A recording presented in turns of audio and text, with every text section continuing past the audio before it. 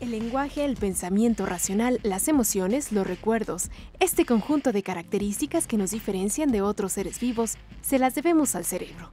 En la primera década del siglo XX, el neurólogo alemán Corbinian Bluchmann dibujó la primera cartografía de la corteza cerebral humana. En este mapa identificó medio centenar de regiones que vinculó con diferentes funciones como la visual, auditiva y de producción del lenguaje.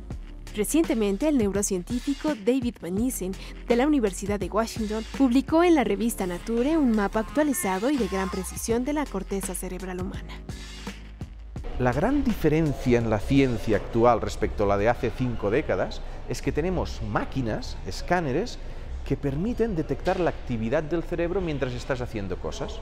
Puedes, de manera muy precisa, por ejemplo, y se ha visto, no procesamos, cuando vemos una cara o vemos un objeto, no la procesamos en la misma zona del cerebro. Todo es el córtex visual, pero dentro del córtex visual hay pequeñas diferencias cuando son caras o cuando son objetos. El equipo de investigadores de Van Essen, que forma parte del proyecto Conectoma Humano, que busca mapear la red de conexiones del cerebro, divide la corteza cerebral en 180 regiones, más del triple de las establecidas por Bluchmann.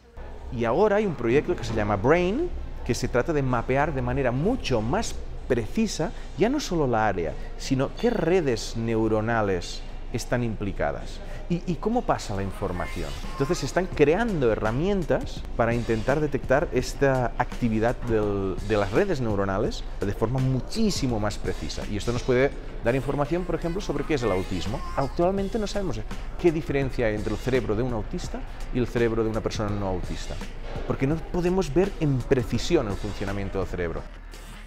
Al respecto de estos nuevos descubrimientos, ¿es verdad que ocupamos solo un porcentaje del cerebro? No es cierto, utilizamos todo el cerebro. Esto viene de hace, yo creo que casi un siglo, donde se hacían operaciones y se sacaban partes del cerebro y se veía que la persona podía continuar. Dice, pues igual es que no lo utilizaba todo.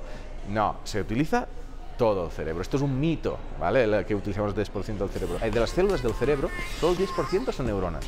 Luego hay astrocitos y hay otros tipos de células que son mucho mayores, células de la glía, que forman parte del cerebro, pero que no son neuronas. Entonces, se podría decir que sí, que utilizamos ese 10% del cerebro en cuanto a células.